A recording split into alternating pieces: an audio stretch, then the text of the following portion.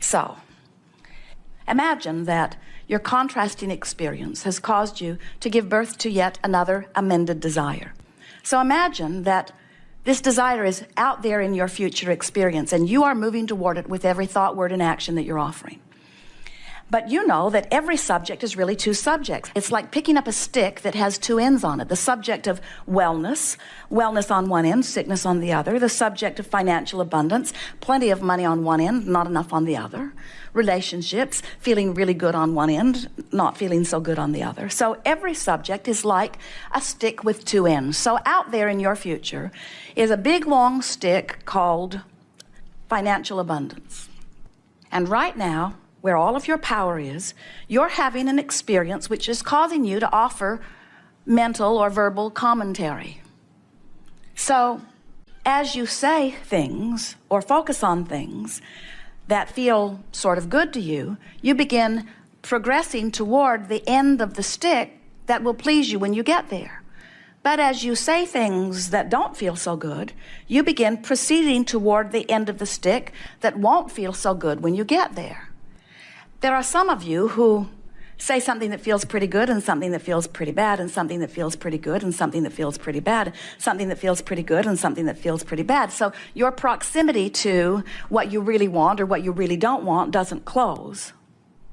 It's sort of like you've got this option right now to fork off in the direction of what feels good or to fork off in the direction of what doesn't feel so good. And we see you sometimes, you do a pretty good job of forking toward what you want until you have lunch with someone, and then you fork in the direction of what you don't want, and then you regain your balance and you fork more back in the direction of what you want, and then you watch television and you fork off in the direction of what you don't want, and then you get hopeful about something, you begin looking for positive aspects and you fork off in the direction of what you want, and then your bills come and you fork off in the direction of what you don't want. And what we're wanting you to understand is that you have control about the direction in which you fork, but we want you to be forking because of the way it makes you feel, not because of what's happening right now in your red hot moment. In other words, as you let this be a vibrational, emotional journey, as you mentally see yourself proceeding toward the corner that has what you're wanting in it rather than the corner who has what you do not want in it, what begins to happen is as you make the decision that right now from wherever I am, and it doesn't matter where you were before, all of your power is right now. In other words, your ability to begin moving toward or away from, toward what you want or toward what you don't want is all right here, right now. And what happens as you compare where you are to any others in terms of manifestation, you lose your place relative to what you're doing with your vibration. But when you make it an emotional journey rather than an action journey, and you reach for the best feeling thoughts that you can find, what begins to happen is you begin gradually leaning in the direction of what you are wanting until you just become one who is so clearly expecting, anticipating things to go your way, that even when something appears to not be going your way, you know that nothing's wrong, that you're just not understanding everything because it really is going your way, because after all, things always go your way. And eventually what begins to happen is people begin to notice you and they begin to reflect back to you, why is it that things always seem to go your way? And you will tell them, I learned how to fork off in the direction of what feels best. I began to accept the power in every moment. And we think that many of you don't realize the power that you have in every moment. And we want you to leave this gathering really understanding that it is really a matter of, in this now where you have all of your power, of making such peace with where you are that you begin forking in the direction of what feels good. An image comes to mind of someone who is standing at the cresting waters of a raging river, and the bulldozers are all there trying to shore up the banks of this river, trying to save this woman's home.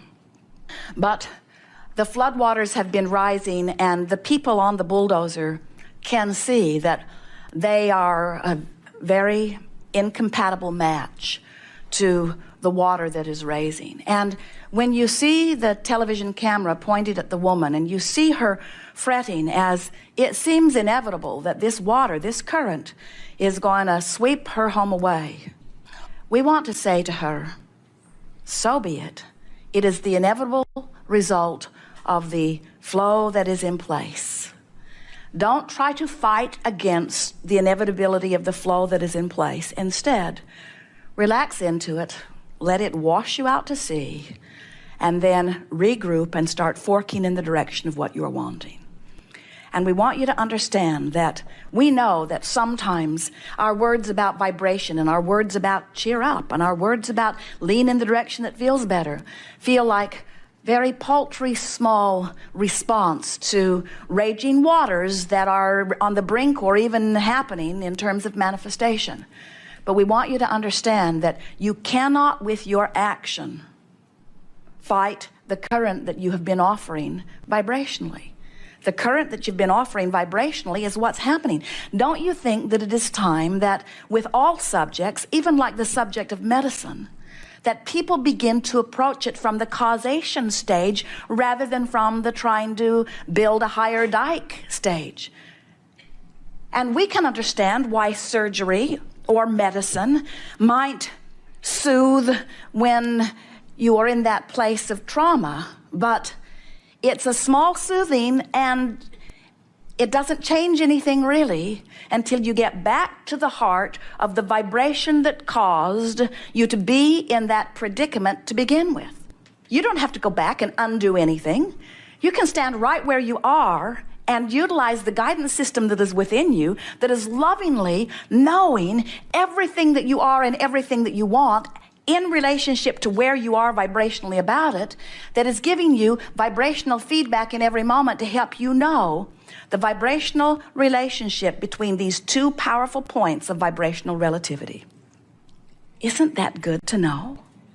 So what somebody else thinks is irrelevant in this, isn't it? What somebody else has manifested is irrelevant in that. So what you're wanting to do is collect the data that makes you close the gap. And sometimes we see you seeming to deliberately collect the data that widens the gap. And we understand why you do it. Anytime you're standing in a place apart from who you are, you can feel that something's gone terribly wrong. And there is this feeling of wanting to justify to someone why things are not better than they should be. And so as you drum up or amplify or gather the statistics of what has gone wrong in order to support your position of being where you don't want to be, we're wanting to say to you, not helpful. And nobody that matters in terms of source or in terms of your vibrational relationship cares about how you got there. Magellan never says, where have you been? It is irrelevant. The only thing that matters is, where am I in relationship to where I want to be? It's simple, isn't it? Simple to hear, simple conceptually. And in time, it will become simple to you as you stand in the moment of negative emotion and you say, I'm marching towards something that when I get there, I'm not going to like. Now, I can change my course of action now, or I can tempt fate a little more and see how far I can actually march before it manifests. I can continue to justify, or I can continue to wallow in my discomfort, because after all, I've done it quite a long time and nothing that really bad has happened. And we say, you get to choose. And no one is unhappy if you receive manifestations that are different from what you want. But we do want you to know that your true joy will ever only come when you are a vibrational match to who you really are. You can't have become this bright, shining new being with all these bright, shining new ideas and be over here, not yet a vibrational match to it, and really be in your ultimate joy. So the optimum creative experience is for the contrast to continually give birth to new intentions, and you to just continually reach for the best feeling thought that you can find, so that you become steadily a vibrational match to the new intentions. And then the way your life plays out is you don't feel frustration about what's not yet manifested. Instead, you feel the life-giving qualities of these new intentions that are summoning life through you. You are eternal beings, and you cannot be eternal and complete at the same time. They do not go together. If you are eternal, then you are growing. And if you are growing, then there's stuff not yet done. And if there's stuff not yet done, then you are incomplete. But when you are incomplete and happily optimistic, now you are living life in the way you did from your non-physical vantage point when you decided to jump into this time-space reality. You said, there'll be plenty of things that I adore, plenty of things that I don't like so much, and out of all of that will be born my unique intentions for me. And Source says, and when you find them big or small, we'll be right there with you, because no one better than you can decide from your vantage point. And when you decide, we'll be there, and you'll have guidance that will let you know whether you're there or not. We're done. Go to the beach. So, you have some things you want to talk about. We see our value to you in helping you to close the vibrational gap. We do not see our value in the way some of you have been approaching life. Humans often, when they see a condition that makes them feel good, they vote for more conditions like that. And when they see a condition that causes them to feel bad, then they push against and try to eradicate the earth from those conditions. And what we're wanting you to understand is this is an attraction-based universe. It is all about inclusion. When you give your attention to something wanted and say yes to it, you include it in your vibration. When you see something you do not want and you shout no at it, you include it in your vibration. So there is no such thing as no in this vibrationally based universe. We see our value to you in assisting you, not in trying to figure out how to change the condition so that you can feel better in response to the condition. That's conditional love, isn't it? I feel love under these conditions, but not under those conditions. And we say, no, that's not who you are. Who you are is love. You feel love under all conditions, which means you have the ability to focus your mind in such a way that you stay in vibrational concert with that which is love, with that which is source. You don't need to demand that conditions change. And so sometimes you'll want to talk about something your son is doing, or something your mother is doing, or something that your employer is doing. And if they would do it differently, you would feel better. And you think that your questions to us are about how you can work the energy just right to make them do the things that when they do them, then you will be able to observe them and you will feel better. And we say, surgery we understand, medicine we understand, bulldozers on the dike we understand, and we understand your motivation for wanting to do that. We do understand trying to keep your head above water just for one more moment while you get another breath of air. But what we are really wanting you to understand is that unless you do something about your vibrational countenance, nothing can change. Nothing long-term will change, that's certain. Haven't you found it interesting that a new disease pops up and humanity finds the cure only to find another disease popping up?